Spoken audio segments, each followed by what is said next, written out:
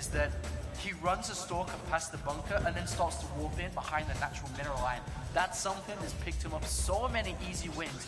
Whether Polt will fall victim to this, we'll have to find out here as we load into the second game of this best-of-3 series. Yes, we are, and it looks like the game has loaded. So, up here in the top left-hand corner of Taldra Malter, we have our blue Terran player, representative of TSL, it's Polt!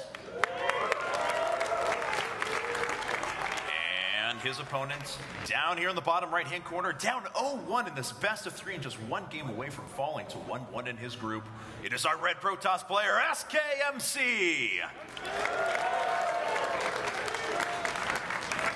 MC, such a veteran within StarCraft 2. His achievement list is just so crazy now. Double GSL champion, he's the IAM champion, and the list continues. He's just had so much success, and he definitely wants to be turning this series around, but his opponent has had a very, very sharp increase in popularity, especially with entering the foreign tournaments. And not just the foreign tournaments and playing in them, is it his English interviews. Yes. Have gained him so many fans, and of course his stream as well, has an actually amazing stream, and definitely recommend to any Terran players wanting to learn this aggressive style of play, which is the way the game has been shifting around, especially for this matchup. I'm glad to see that turnaround for Polt, though, because I remember back when he won the Super Tournament, everyone was like, oh, yeah, yay, Polt, that's cool. And, he was kind of the unsung hero then, that very underrated player all the time. But he won a ton of money there. He was able to commit himself to StarCraft 2. He still goes to a very prestigious university as well. Let's not forget that, in South Korea. So this guy is someone who's completely, who has not been able to completely dedicate himself to the game, but yet plays at the highest level. And I'm glad to see he's getting that popularity. Now, Polt actually adding in gas right away, not going for that 1-Rax gasless fast expand. Can still pull that off on this map, but Reaper expand's very popular here as well. Yeah, Reaper expands are very good here.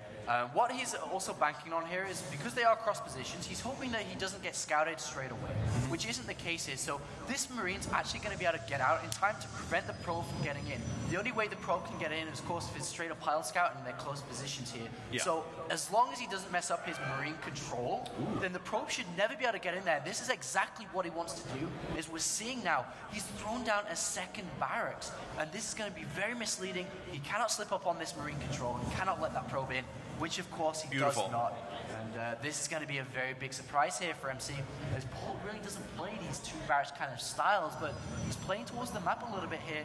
Yeah. Some own special tactics. And as we can see, MC has been favoring those one gate expands off of one gas, produces that Zealot and Stalker very quickly on. He's done that now, 4 games in a row.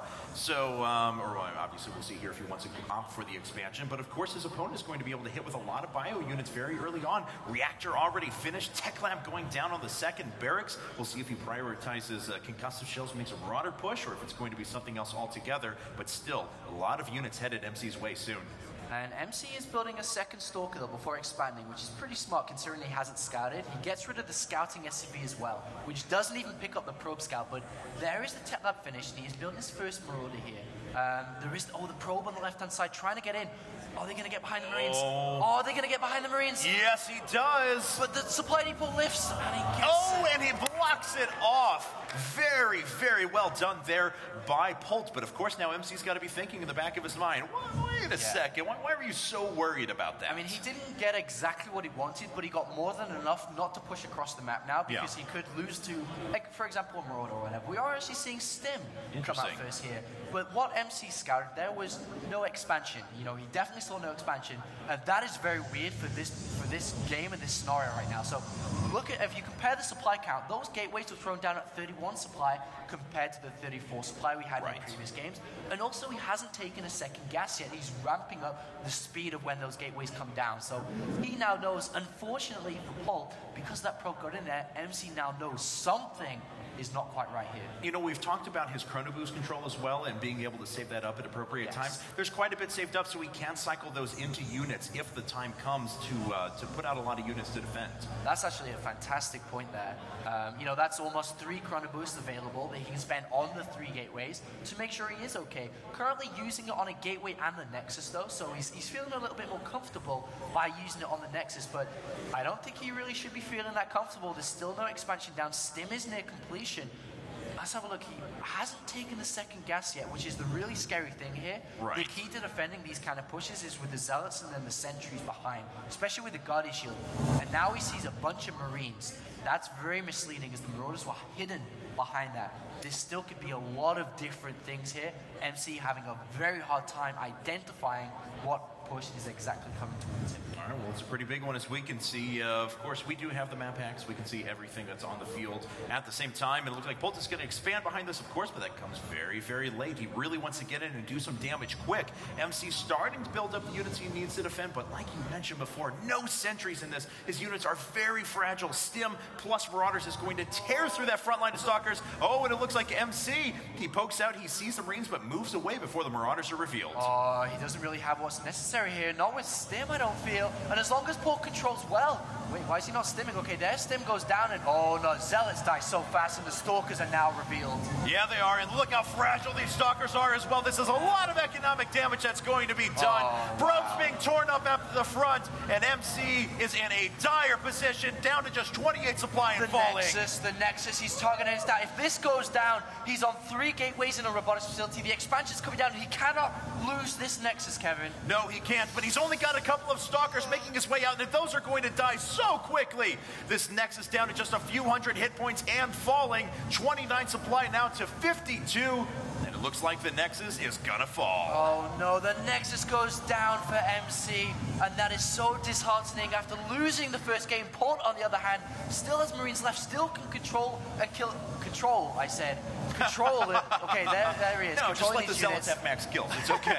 Feels bad for him. Wants him back into the game. In the background, though, the factory's down. He has a starport finishing, which means he can get medivacs out. And MC just so far behind in this game. And Polt, oh my God. Picks off another Stalker, another probe, securing himself more kills there. 48 supply to 29 at the moment, but as we said before, starting to, he's actually finishing up his orbital command as well. He's got a full scout on his opponent. MC, what does he do here, man? He's down a base, he's down in tech, he's down in every conceivable way. Oh, this is so bad. What Polt is going to do and needs to do is just throw down, like, it doesn't matter, 10 bunkers. All you need to do is defend.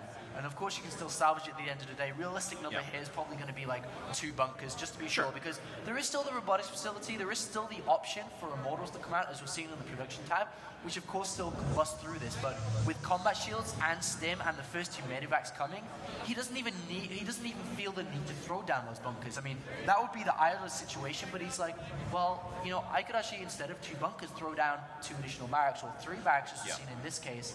And, you know, MC, every single out he has, you know, Immortal push, expansion, tech up to Colossus, all these outs he has, neither of them or either of them, anything is just not going to work against what Polt has lined up. I mean, his economy is just so stagnant now without having that second base, without that optimal saturation as well. So what does he do to find his way back into this? Economically, much less the army supply. Polt's already moving out with a pretty good force. Once again, those medevacs behind, that's going to spell doom for pretty much everything that's sitting there for MC. Just 1 sentry up as well, so it's not like he's going to have an opportunity to have that perfect force field split and, you know, win an engagement and try and rally himself back. It's going to be very, very difficult to defend. This is, I mean, Polt still could lose a lot of stuff here. I mean, he's walking into a kind of a trap per se. I mean, as soon as he sees no Nexus, he really should just go home. There's no need to go in. Of course, that's taking a big risk upon seeing that. So let's see what he decides to do here. And he does just go home. You know, there's no need to be there. If he loses it, that means he can drop this game and have to go to a 3rd game.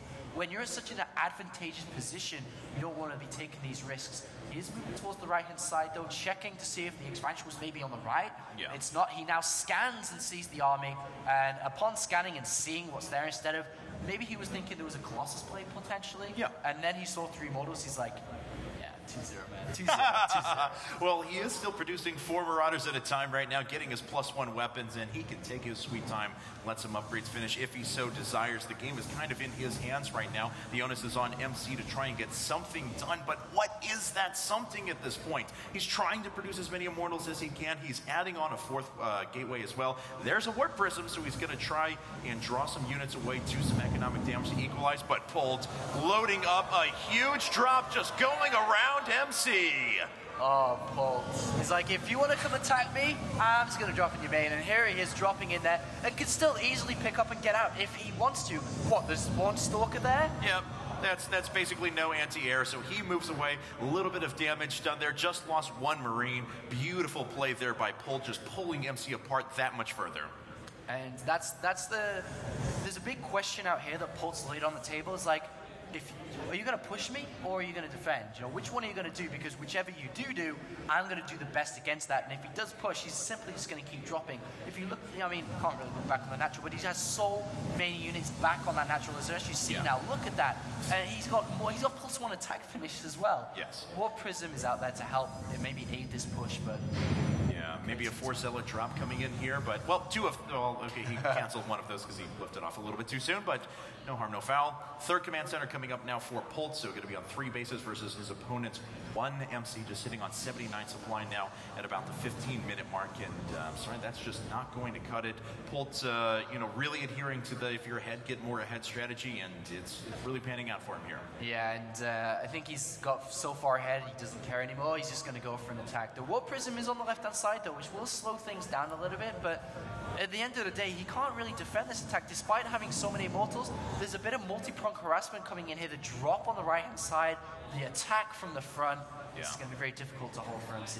Yes, it is. That Warp Prism is inside of the main at the moment, so may be able to rack up a couple of kills at least, but Polt should have enough production to be able to deal with that. There's the drop up at the front, and MC not reacting to that. He, in fact, throws down the Guardian Shield and starts to tear after those units, forcing the engagement, and Polt can actually afford to trade a little bit here, because that's it. There's the GG, and Polt has 2-0'd SKMC and gone 2-0 in Group C.